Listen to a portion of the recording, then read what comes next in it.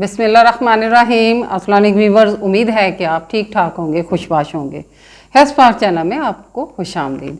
Viewers, आज जो मैं रेमेडी अपने लेके आई हूँ वो उसकी तरफ चलने से पहले मेरी आपसे गुजारिश है कि आप मेरे चैनल को लाइक करें, सब्सक्राइब करें और बेल आइकॉन को ज़रूर दबाएँ।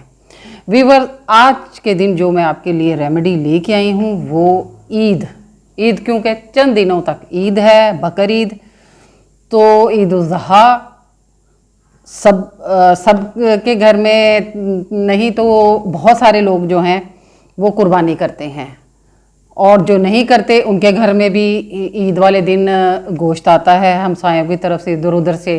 तो चूँकि दिल तो चाहता है कि ईद कुर्बां हैं और हम जो ईद का गोश्त है वो ज़रूर खाएं, तो उसके लिए जो रेमेडी मैं जो लेके आई हूँ उसी सिलसिले में लेके आई हूँ। वो लोग जो हाई कोलेस्ट्रॉल की वजह से या हाई ब्लड प्रेशर की वजह से गोश्त नहीं खा सकते और वो बहुत मोहतात होते हैं कि नहीं हम गोश्त खाएंगे तो हमारा ब्लड प्रेशर शूट कर जाएगा या हमारा कोलेस्ट्रॉल हाई हो जाएगा, अब वो नहीं होगा, क्योंकि जो मैं फकी आपके लिए लेके आई हूँ वो आपने खाली पेट खानी है और उसके बाद आप ज़रूर खा सकते हैं गोश्त, एतदाल में खाएं और ज़रूर खाएं।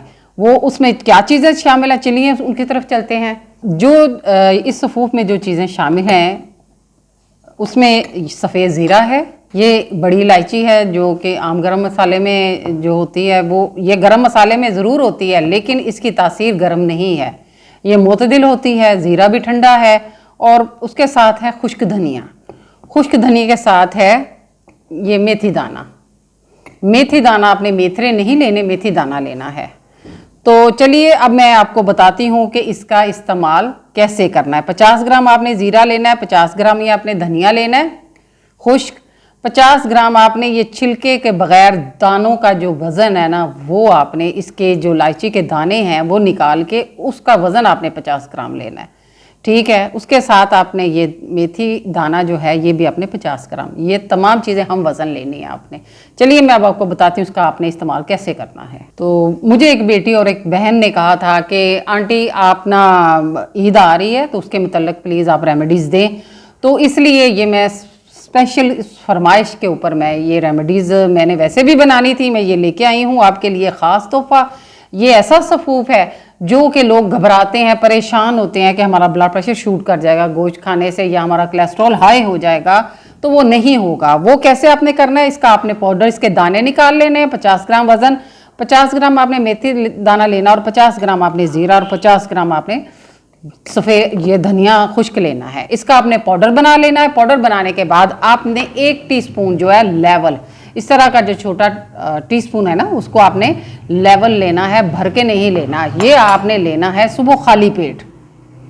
उसके बाद आप गोश्त खाएं, जो चीज़ मर्जी खाएं, उसके बाद भी खाने के बाद भी आप इसका ½ टीस्पून ले सकते हैं। और इसके अलावा जो हाई ब्लड प्रेशर के लोग हैं या जो जिनका कोलेस्ट्रॉल हाई होता है वो अपने खानों में दही और वो भी सब्ज़ धनिया वाला और ज़ीरा और जो सब्ज़ मिर्च होती है उसको आप उसकी चटनी बना के ज़ीरा उसमें डालें, उसमें हरा धनिया डालें, सब्ज़ मिर्च डालें और उसकी चटनी बना के वो दही में खानों के साथ ज़रूर इस्तेमाल करें।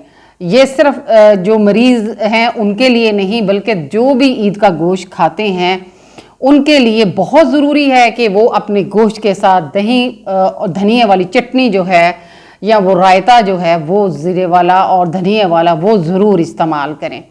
इंशाअल्लाह ताला ये ऐसा सफ़ूफ है, आप समझें कि जैसे आप परेशान होंगे कि बकर ईद है तो हम गोश्त नहीं खा सकेंगे, आप बिल्कुल खा सकेंगे। इस पाउडर को, इस सफ़ूफ को इस्तेमाल करें।